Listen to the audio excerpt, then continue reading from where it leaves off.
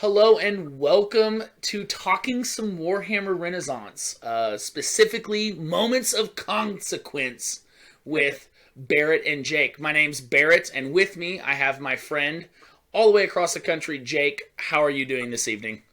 Hey Barrett, I'm doing great, and of course excited to talk Warhammer Renaissance with you.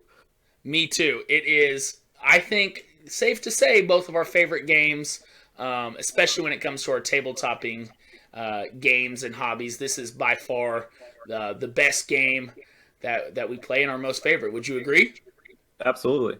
Absolutely. So let's have a little conversation. Let's try to get the folks at home. Let's try to get them involved with what we do and explain to them what Warhammer Renaissance is. And if you've navigated to this video, you probably have some inkling about what we do, but we're going to explain that to you in full detail. Let's just talk a little bit about our background in Warhammer. I think that's a great place to start, and then we will lead into where we go with Renaissance as well, obviously. But I collect Warhammer Fantasy armies that fit the Warhammer Renaissance universe. The ones that I currently play the most are Lizardmen and Chaos Undivided, and I have demons coming on the way. They're a work in progress. That's kind of what I've been painting in 2023. That's kind of one of my goals, is to get at least two of the four mono gods painted up with all of their codex entries and all of that good stuff. And then I also have a full collection of dark elves. Really, my first army I probably ever started way back when.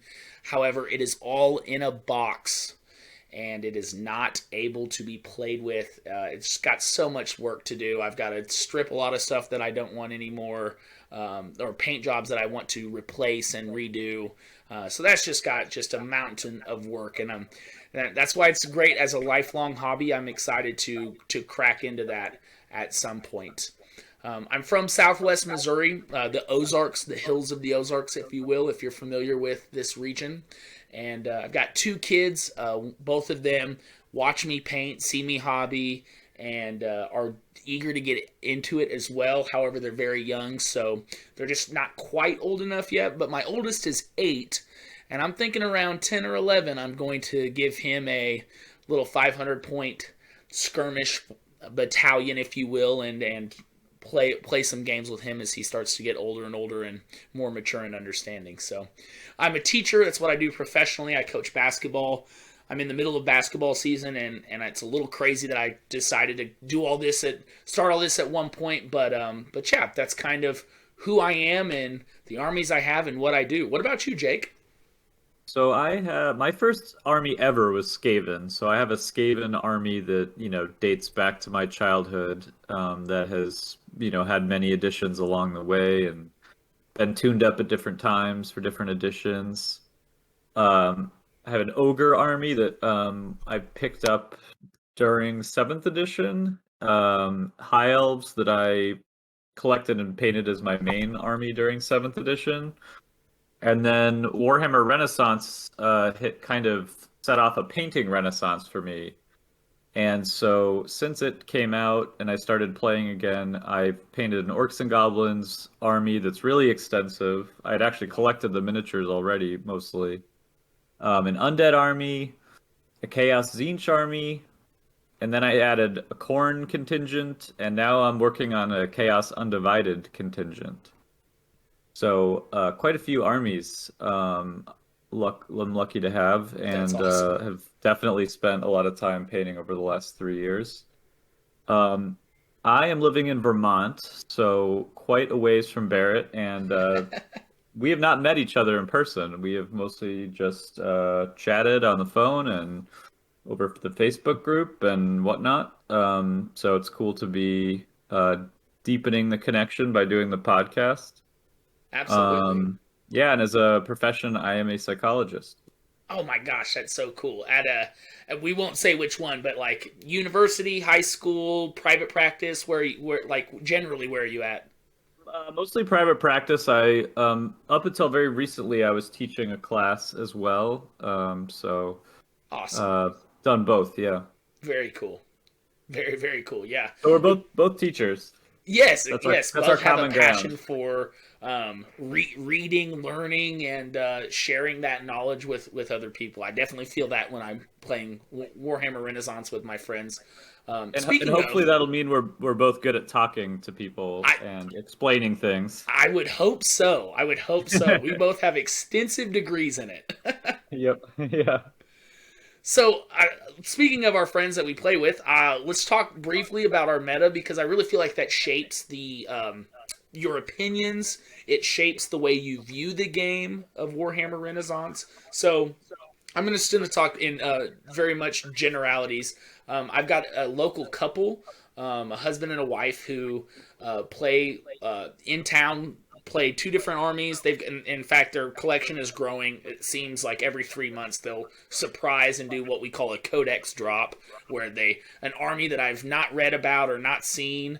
As extensively as what's normally in our meta, they'll just all of a sudden show up to the table in orcs and goblins or show up to the table in wood elves. So that's been a lot of fun to play with. And then I've got two others, one in St. Louis, one in Kansas City, who also play very often. They have more specialized armies. One of them's primarily high elves and dwarves, and the other one is Empire, Dogs of War, and then Bretonia kind of in a box, kind of whenever he wants to proxy it. So we have a very large selection of races that we play against. Including obviously the ones that I've listed as myself, and then I think one of the things that really defines our group is we are very, very competitive. Our Empire player is probably one of the best tabletop gamers we've ever been around or played with, has won multiple tournaments throughout our life as we were growing up. And mind you, they were probably just local tournaments, but at the time still very impressive because he was beating up on older people. But so we're very competitive. We try to find loopholes and exploit loopholes, and we argue about rules at times and interpretations of rules. And in a game as complex and as difficult to iron out all of these intricate interactions with different rules, it can be frustrating at times. And so that's one of the big reasons why we love Warhammer Renaissance. But Jake, what about your meta that you are currently playing in? So I did want to add one note about me being a psychologist before I go into my meta. Absolutely. If you're one of my patients and you've somehow stumbled upon this and you are traumatized by discovering my nerdy hobbies, please bring it up in a session. That's awesome. So we can process it. That's so good. Yeah, so my meta is I really play just with my one very good longtime friend Casey, who we met in college freshman year, and not too long, but not right away either. We were sitting on the green with our mutual friends, and one of us just happened to mention Warhammer, and I can't remember which it was, but the other one just like eyebrows, went through the roof, and we're like, "You play Warhammer?" And we were very excited to discover that we both played Warhammer, and that summer I went and stayed at his place, his dad's house for a week, and we just played Warhammer 5th edition every day. Wow. And that like really kind of solidified our friendship. So it's kind of it's been there pretty much from the start for Casey and I playing Warhammer. It's been on and off throughout the editions. Sure. But he's always had Empire. That's always been his army from when he played in high school. And then he's very recently added Wood Elves. He's still working on the army, but that's been a really cool addition to our armies, and he's proven to be quite adept at using them. So it's been that's been a fun new twist on our meta. I don't think we're as competitive as your group. I think we tend to have a mentality of kind of wanting to be kind of in harmony with each other in terms of like not being exploitative with Yeah, rules, yeah, no doubt. and just sort of wanting to kind of play a more gentlemanly sort of game. We'd rather lose the beautiful game than win the ugly game, I guess. That's a good way to put it. But we certainly play to win and try our hardest tactically. So But I do think sometimes it's I think one of the good things about, talking cross metas is sort of realizing things that we might just sort of get used to doing in our own way, that we're realizing we kind of realize like, oh, we're like doing this in a particular way and we've kind of have blind spots. So yeah. Yeah, and like just like the choice of lores, spells, magic items. That's been some of our conversations late at night where we probably stay up way too late talking about Doomfire Ring and Ring of Corrin. I mean, there's been many late conversations about just the different ways you can do things. So absolutely, yeah, that is fun. You guys have taught us just as much as we've probably you know shared our insight as well. But Yeah, yeah. well, let's take a look at some of our best and proudest minis, if you will. I love the Lizardmen. I was jealous. My buddy Kendall, he actually played Lizardmen way back when, sixth edition. I was Dark Elves, he was Lizardmen, and we made the childish mistake of selling things. I want to say we sold out of our minis um, for Magic the Gathering at the time, which was just an atrocious trade. Like you just can never do that. But yeah, these are some of my favorite pieces.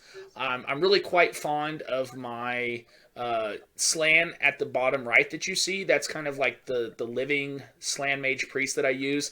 That cap is actually a ball cap of a place that I used to coach and teach at, and I change it all the time wherever I'm at coaching or teaching.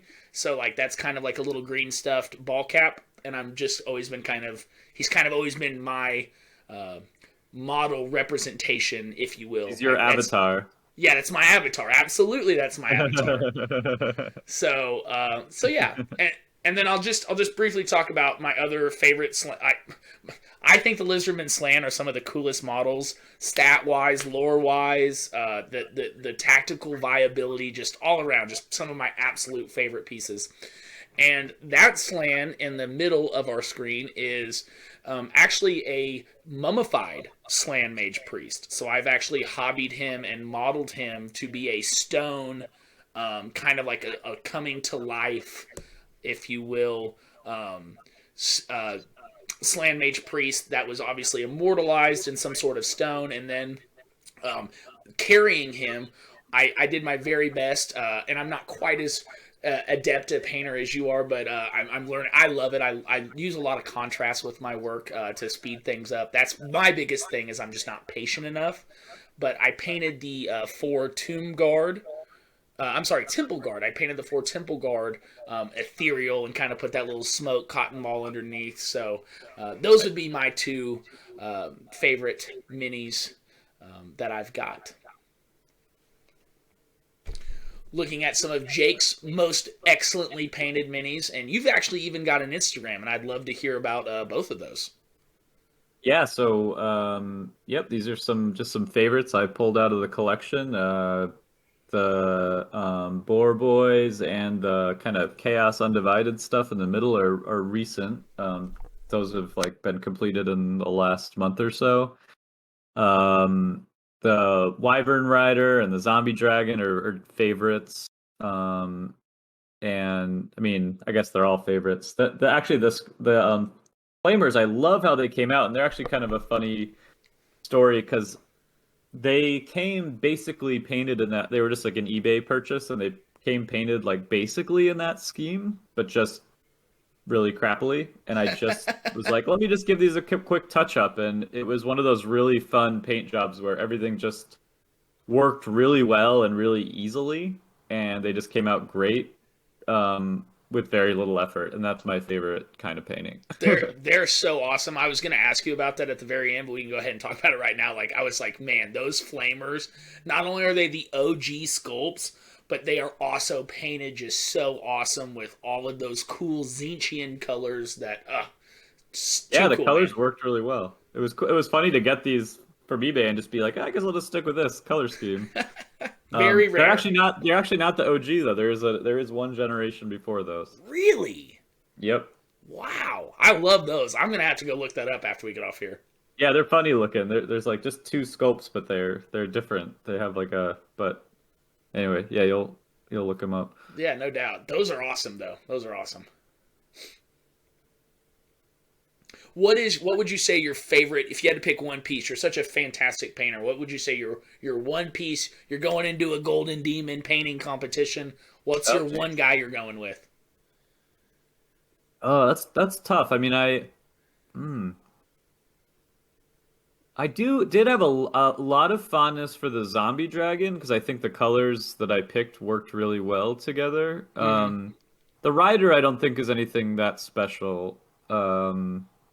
I mean the Jabberwocky in the middle of the screen is a very recent paint job that I guess I feel kind of freshly proud of. Mm-hmm. Um, I don't know. I think it would be tough. I think I'd have to look through.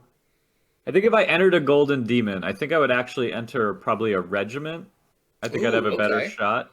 And I don't know, my boar boys, my savage orcs, my black orcs, are all kind of regiments that I think are just really solid and have nice banners. So, Uh, your banners are to die for. Are those all hand painted? I mean, like yep, totally from scratch?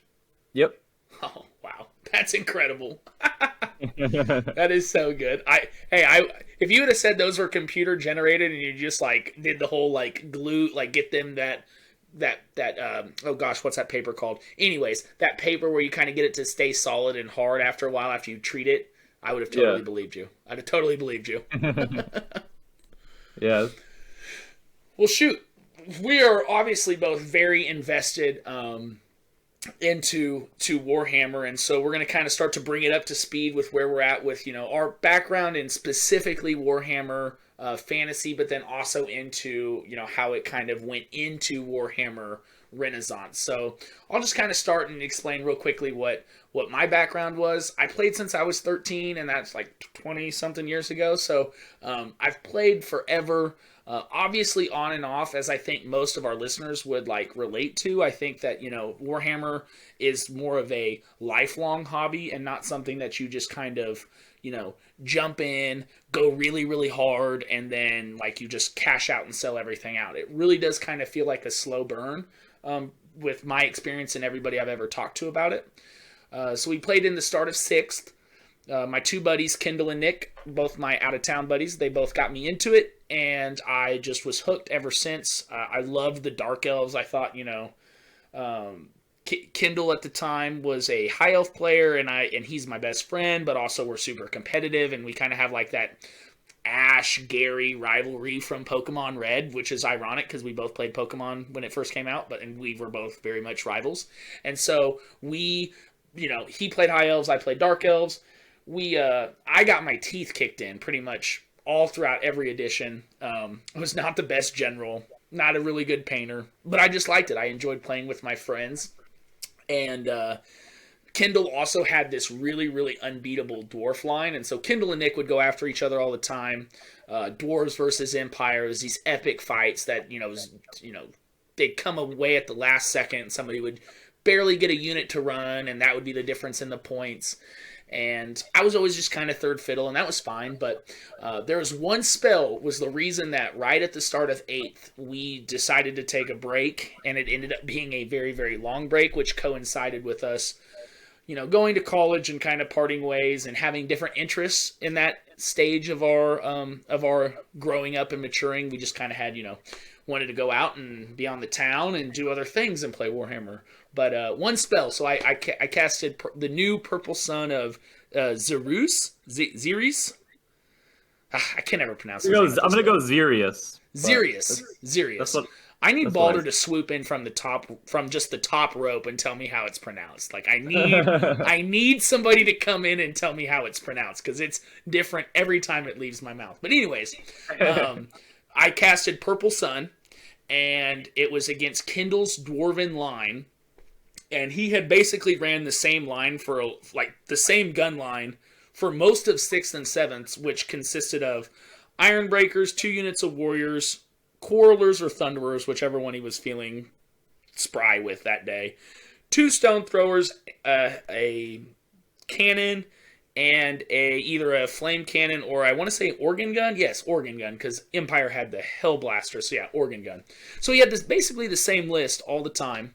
And I casted Purple Sun with total power that he couldn't stop, and I put it where I wanted it, and I made it go the way I wanted it to go, and it wiped out 3/4 of his army. He promptly shook my hand, and that was the last time we played 8th edition. Right there, it was pretty crazy, and it's kind of a little snapshot into truly how competitive we are. He felt like 8th edition, the power, the pendulum power had swung so far away from his army after being so dominant that that combined with other factors was the demise of Warhammer Fantasy as we knew it. And then 2 years ago, well, I guess it would be 3 years ago now, out of the blue, he sends me this Facebook group invite and says, "Hey, I've got this new game. It's made by this one guy. It's trying to play like 4th, 5th edition, and I'd love for you to check it out." And it has been the most awesome 3 years. Truly a renaissance of Warhammer Fantasy in our group. And yeah, I would love to hear what your background is, Jake. Sure, yeah. So I was introduced to the game at age 10. I still remember the moment when it happened. It was actually I was just picking something up. My mom was picking something up from my friend's mom, and she said, "Jake, go take a look at your friend's Warhammer set up in the dining room." And I didn't know what that was. I'd never seen it before, and I stepped in and saw like mostly the contents of the 4th edition box set, the High Elf army, the Orcs and Goblins army, Great and then box. also an undead army set up, like completely set up, arrayed in regiments and whatnot. And I didn't, have my friend there to tell me anything about it, but I just it was like for love at first sight. Like whatever it was, I knew I loved it. And I have not had a love at first sight experience like that since, I don't think. It was just so clear that this was for me and something I was going to get into. And not long after that, we were, at a barbecue together, and they had the miniatures catalog. It was, I remember it was like the one that was like green, like had green borders, and I remember us just like pouring through it and picking out what army I was going to collect, and I picked Skaven because I had pet rats at the time, and yeah, so we played Warhammer Fantasy. I mean, it was really kind of beyond what we were capable of. I mean, Right. it was like very Hero Hammer because we could only afford so many rank and file troops anyway. So it would be like, Techless and some plastic high elf troops, and then like a Vermin Lord and like, two Skaven units and some Rat Ogres or something. So they were, it was, and our grasp of the rules was tenuous, and but we played battles. Absolutely. But I think it was more about the collecting and enthusiasm and the idea of playing that we were really like spending most of the time on. And we also tried 40K, second edition 40K, and Necromunda, and yeah, so that was kind of like through to the end of middle school, and then really didn't play much Warhammer. I guess I can't remember exactly. I think there was a little bit. We played, I guess, the 5th edition box set came out during that time, so we had that. And I definitely remember getting the 6th edition box set whenever that came out and playing a little bit of Warhammer Fantasy, but I don't think I played a lot of 6th edition. And then I really got back into Warhammer when 7th edition came out. That Hmm. was after I was graduated from college and sort of had like a slot, in life to actually have a hobby. And so I started playing 7th. I got into, a local community, and played small tournaments, and got more into sort of playing at a higher level than I ever had. And Hmm. that was sort of the birth of like the first Warhammer podcasts I listened to. As far as I know, they were kind of the first Warhammer podcasts. And that sort of phase of being into 7th edition kind of lasted into the earlier days of 8th when just other life stuff kind of came into the fore and I stopped playing.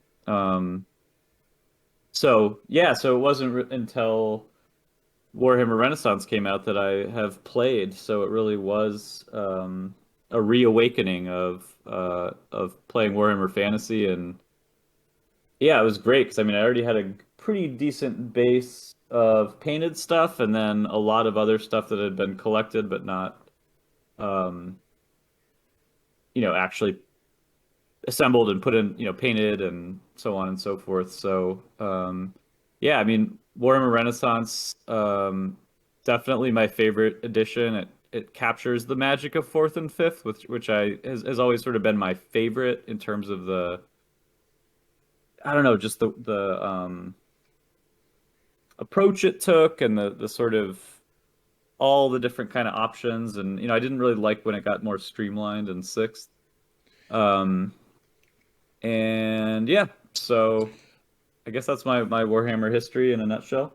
So that's wild that you say that you loved them. It like one of your things is that it captured that magic of fourth and fifth like edition, like, and not only that, but like truly the magic phase, which we'll speak about in a little bit. But like I never played fourth or fifth edition Warhammer, so I never saw that magic phase. So we truly came into Warhammer Renaissance learning the magic phase, and we just walked away with it after our first couple of games, just like, oh my god, like why was this never more? Why is this not how it was done forever? This is so good. The back and forth of it is so much fun. Like it was just, it's unbelievable that we never even knew that this existed and how good it actually was at one point. So that's awesome. Oh yeah, that is interesting. Yeah. So, just real Yeah. briefly, other games that we play that like kind of shape our gaming, board gaming stuff is, I love Twilight Imperium and Talisman Fourth Edition. Those are both incredibly big, long scope beer and pretzels games. So, like, we'll bring all of our friends. We'll get together from out of town, and we will get around a big table, and we'll just kind of make a weekend of it. And we usually try to separate out those games from when we play our Warhammer Renaissance, because not everybody in our group plays Renaissance, and that's fine. But yeah, and then on the computer, we play a little bit of all the Total War titles. Obviously, Total War Warhammer. Me and my friends thought that title, like those two titles, should have been married like 20 years ago, but obviously the technology probably wasn't there.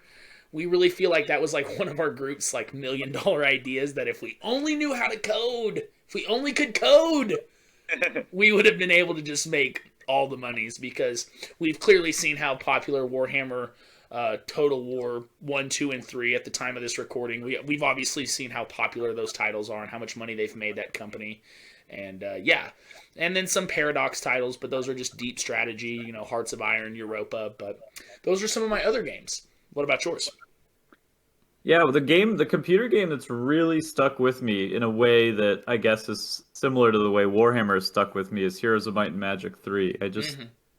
There's something about that game that just stays with me. I feel like it's become like part of my soul. It's just, I find it so challenging in the right way and so peaceful in the right way. Like when I'm playing it, there's this way that the low key graphics and the fact that it's turn based and the fact that the music is so great, and I just feel this kind of sense of I'm in a happy place that I want to be.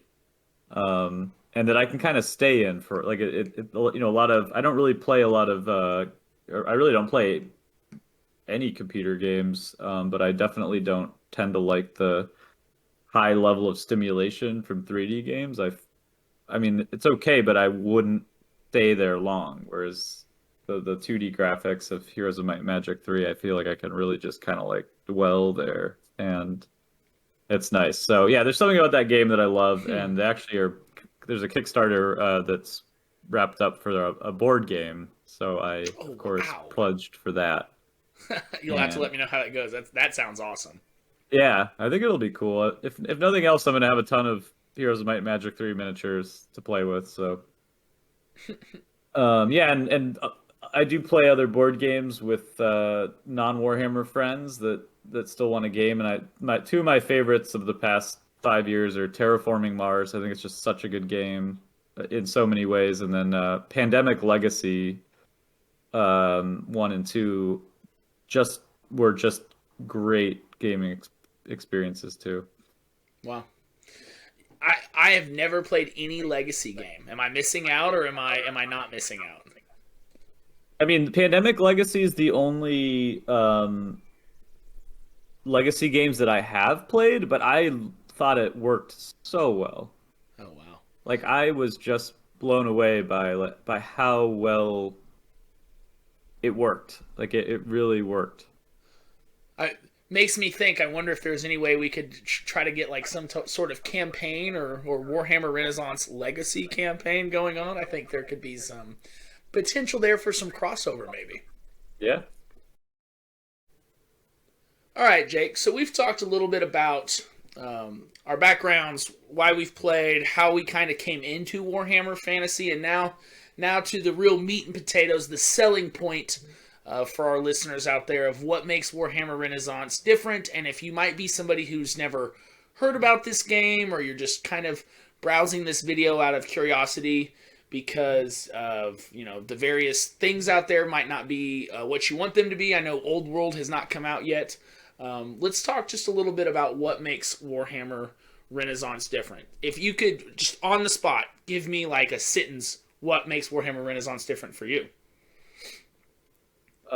Basically, it's everything that I loved about Warhammer in fourth and fifth being streamlined and balanced.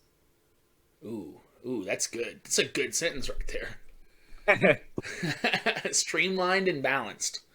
Yeah, I mean that because I always fourth and fifth is kind of where I started playing and what I love and where I feel like the magic of Warhammer really resides for me. And but the problem is that I mean the balance is terrible.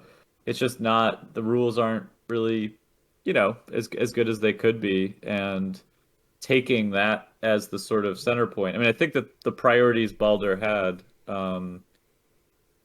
are just exactly they just match so well with what my priorities are in terms of, making regiments better and balancing things and so on. Everything that he describes in his introduction to why he did what he did, which is at the beginning of the rule book. Yes, yeah. Balder goes into great length. I want to say it's got to be like what, up to 4 or 5 pages now of just reasoning and just kind of him going through his own kind of steps of what we just got done discussing, and it's just really cool. Like he spells it out in just absolute plain English, like why he's doing what he's doing, and yeah, he's one of the big reasons, as we'll discuss. I think the biggest thing, the nicest thing that really zigs away from what the parent company of Warhammer Fantasy Battles tried to do was they're all free. All of this information is free, no charge, totally downloadable from this Facebook group that we're a part of, which we will absolutely include a link on in the description of our video. But it just can't be overstated how cool that you have all of these resources to play this game that we really love and believe to be a superior product, as I think we both agree.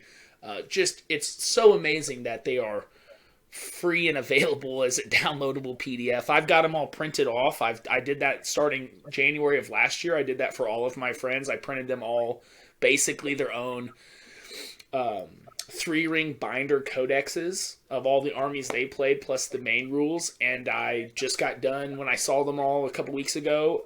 At the time of this recording, I sent them all another copy. I sent them home with another color printed copy of it, and yeah, I just think that's so awesome. Yeah, so yeah, just since we haven't stated it so clearly yet for someone who might not know that Warhammer Renaissance is a fan version of Warhammer created by Balder, and there is a Facebook group that is the home of Warhammer Renaissance. And that's where you can ask rules questions, where the new updated books get posted, where the discussions happen. So just to state that in case the listener does not know. Perfect. No, that's perfect. That's where we met. That's where we just That's kept, where we met. yeah, we just kept continuously posting and trying to provide feedback, and we were big play testers and talked about the balance of items. And obviously you guys have your videos and battle reports and pictures that you guys share, so that's where we met, and it's a really cool way that you can meet other people who are just as passionate about this. And yeah, so that's a big selling point, is just the Facebook community that Balder and company have started to build, and I'd like to think we're starting to have a hand in, hopefully. So the other thing too is just the nostalgia. We've both mentioned it before. I think anybody who's coming to this page or this video series is going to be have their own personal experience and have their own background in the hobby. And Juan Diaz is one of my absolute.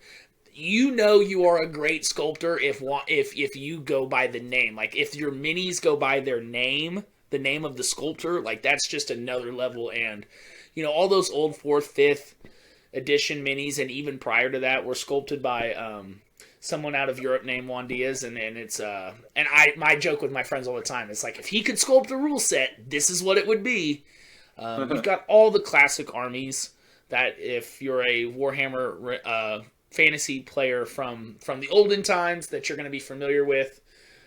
It's true to the setting. It's really, really neat to be a part of the group that, like, he really wants to make sure that if a unit or a model existed during this time period, that it has its rules included, and including some of those army books that might have been just a little bit more obscure.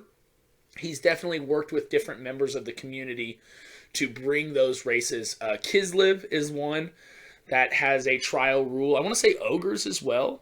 Correct me if I'm wrong. I think the ogres is more than just trial rules. I think it's sort of more of a considered a niche but official army. Nice. Yeah, I knew it was somewhere. It was somewhere in there. I don't keep up with all of the army books probably as well as I should. With us being as competitive as we are, we try to, like, really focus in and really crack open each book of the armies we might play. I think one of the things that he's awesome about is he's open to the inclusion of feedback. So, like, I know Jake and I have personally had conversations with him over the Facebook group, and we've gotten different things, just maybe brought it to his attention. And one of the things we'll speak about is, like, it's awesome that he has the ability as the final arbiter to, like, make the decisions, and it kind of gets out of our group's hands, which is one of our biggest selling points. But, like, he split up the Slan and the Lizardmen into their own books after other people in our community were like, it kind of feels like they need to have their own books. And he was very receptive to that feedback and made that happen, which I was very sad to see some of the Slan items go. There's, like, a Techno Blaster that is just bonkers good, and an anti-teleportation field, like, bonkers. But yeah, I think you mentioned this a little bit earlier, Jake, and I'll let you speak about it, but, like, just the balance of the game has to be, not only is that such a monumental task, but it has to be one of the hallmarks of this game system. Like, it can't be said enough how balanced and how clean and smooth everything feels. So yeah, just what are some of the examples in your gaming group or just from reading about the balance? Well, I think, the books and the points costs being balanced is huge because I think it opens up all the options, basically. Like, if everything's balanced points wise, it basically means anything's on the table. It's just a matter of, how would you use it, or how would you want things to synergize, but there's no just sort of auto includes or, like, auto rule outs that are because their points are set too high or too low. So I love that. I love that it feels like the whole books are all balanced in that way. Mm-hmm. And yeah, there's been a lot of other important balancing too, like balancing the power of monsters and war machines against regiments, and characters. Like, Balder sort of made the point of making characters still able to be powerful in terms of the havoc they can wreak, but making them really avoiding characters being unkillable. Like, he There aren't as many protective devices and armor and so on as there was in, say, seventh edition, where you had pretty unkillable characters a lot of the time. So, but things like that, there's just ways that I think the rules are designed to make everything viable and nothing too good. I love that. I agree completely. I think with our group, the other thing that really helps keep things balanced and fresh and like just totally smashed what would have been Kindle's like old dwarf gun line, where it's, I'm going to line up all my stuff. I'm going to play super defensive, because really in sixth and seventh edition, it was very rare to play objective based games. It was really just kind of, line them up, try to blow your opponent away as fast as possible, take table quarters, slay the general, capture the banners, capture the battle standard bearer. Those were really kind of the only ways to generate points, and the pitched battles that include objectives now, and he even just in the 2023 book upped the amount of objectives that you could play from, I want to say, from 6 to 10. And then even that 10th one is really just combining 2 of the previous 9, which is a totally wacky and awesome thing to keep you on your toes when you go to build your army lists and plan out what your list is going to do or try to accomplish. It really does force you to think strategically about the list you build. Whereas everything's balanced, you also need certain units to fill certain roles on the battlefield to maybe secure an objective. I know that there have been many times where I've played a take the village or take the tower, and I don't have enough units to actually technically go in the buildings, and that's a major problem, right? Like that. Well, Mhm. you messed up in the army, but it didn't feel like the game punished me.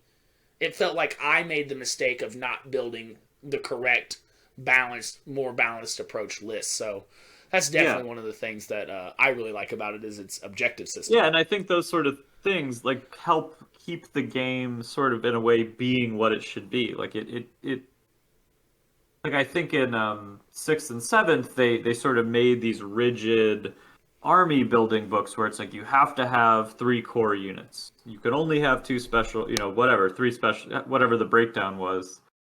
And I think that sort of forced players to like, make their armies kind of conform to what an army should look like. But in Warhammer Renaissance, there's much less of that, and it's much more like, well, you need troops because you can't hold objectives without troops. Right. So it actually gives a real reason, not just a sort of restriction in the book of why, yeah, like if you don't have some units of troops to hold objectives, like you're not going to be able to get the objective, and the objective is worth, uh, a very large amount of victory points. So it's crucial.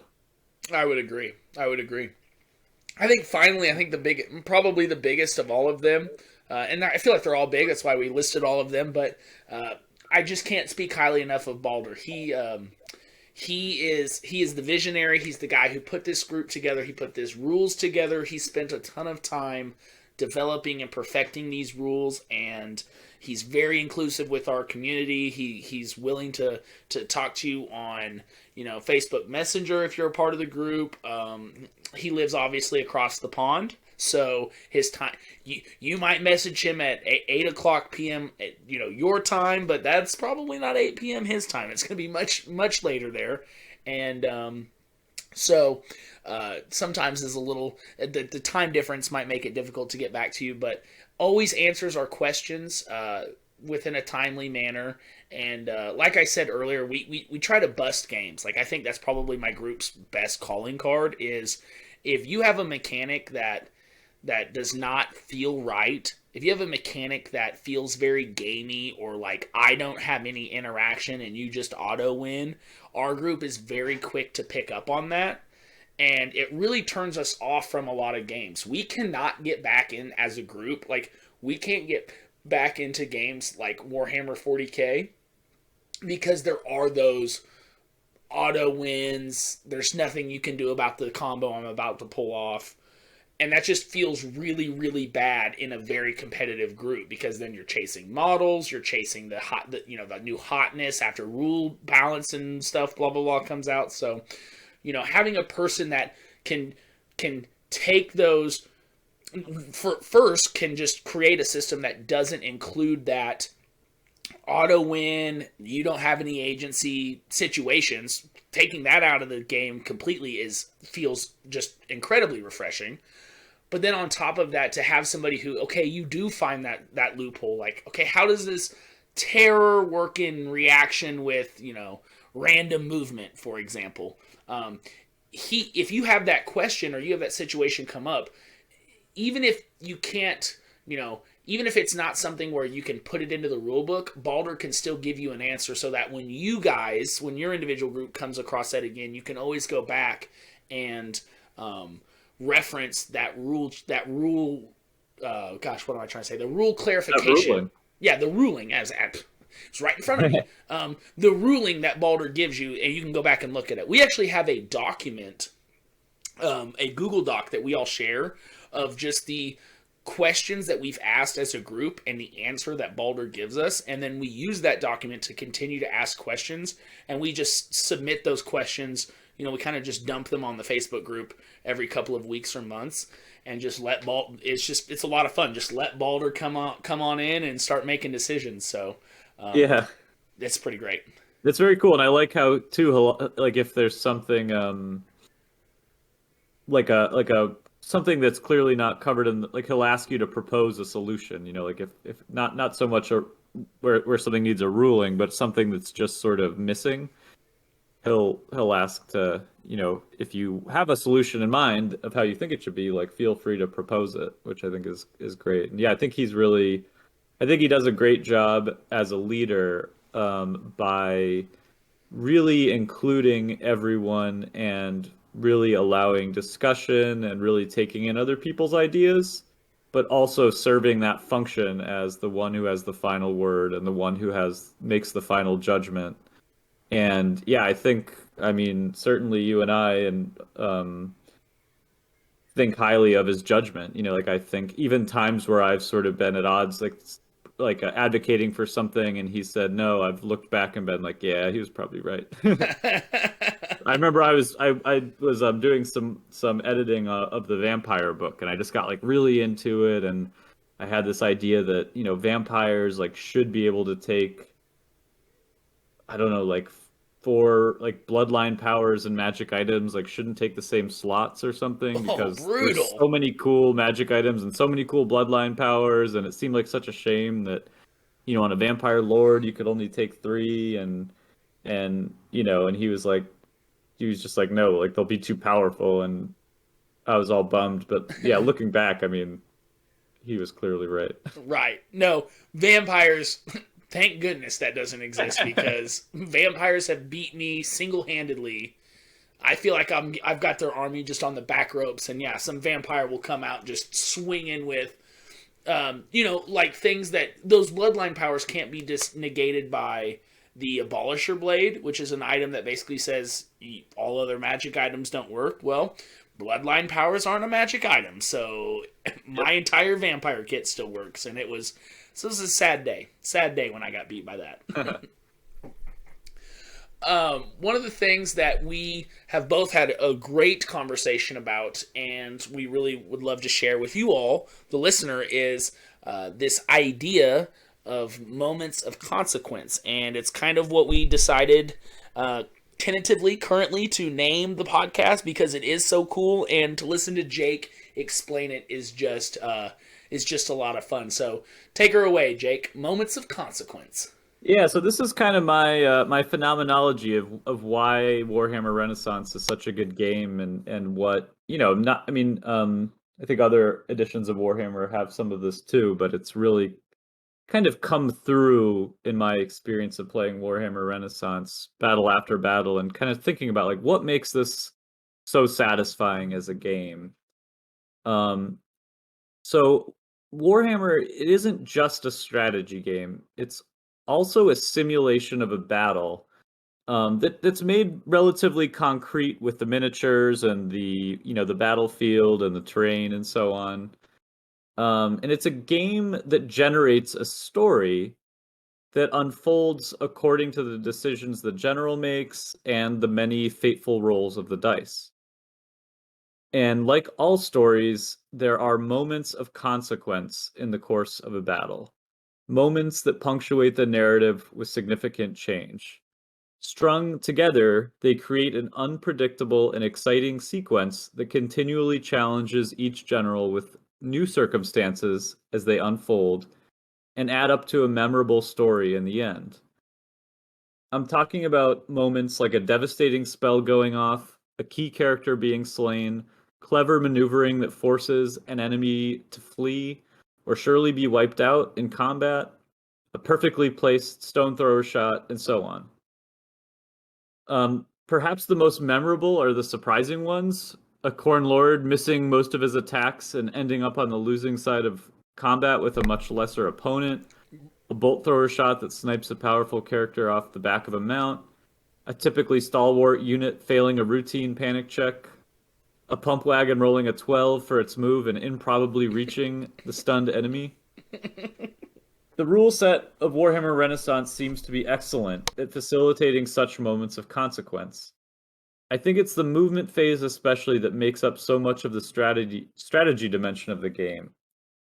And because there's such a variety of armies, units, items, and spells, and that they all interact with each other in surprising ways, a good general needs to be aware of how these interactions might play out, exploit the favorable ones, and avoid the bad ones. And on top of all that, you throw in the degree of chance introduced by the dice, and you just get such a vast array of possibilities of how things can play out, that each battle is really just this playground of like possibilities of what can happen. And yeah, it really stands out to me how much each battle takes on this really unique character, and at the end you really can go back and like tell the story of what happened. And these moments of consequence are really what makes the story a good story. I just remember when you told me like the first kind of permeations in your brain about what moments of consequence meant. Like when you said it out loud, and especially right there, that was incredibly eloquent. But like when you explained it, I was that was the aha moment to me of like that's exactly how I tell my stories to my friends. Like we talk about very briefly about how we set up the battle, kind of what objective we were generally playing, and then it's just moment of consequence after moment of consequence. Yeah, everything was going great till my level 4 Chaos Lord got killed, and then basically everything was over at that point. And sometimes they're that big, but also sometimes they can be little, more gradual, more moderate throughout the battle. But yeah, moments Sure. of consequence are just an excellent way to describe how the ebbs and flow of a Warhammer Renaissance match goes.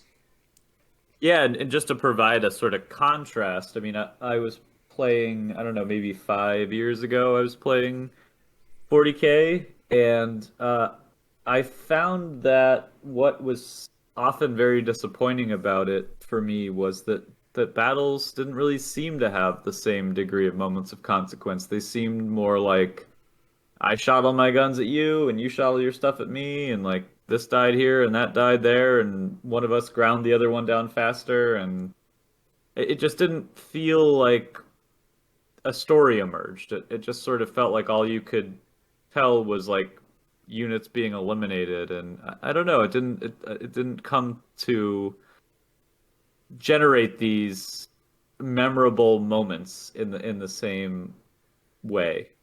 Um,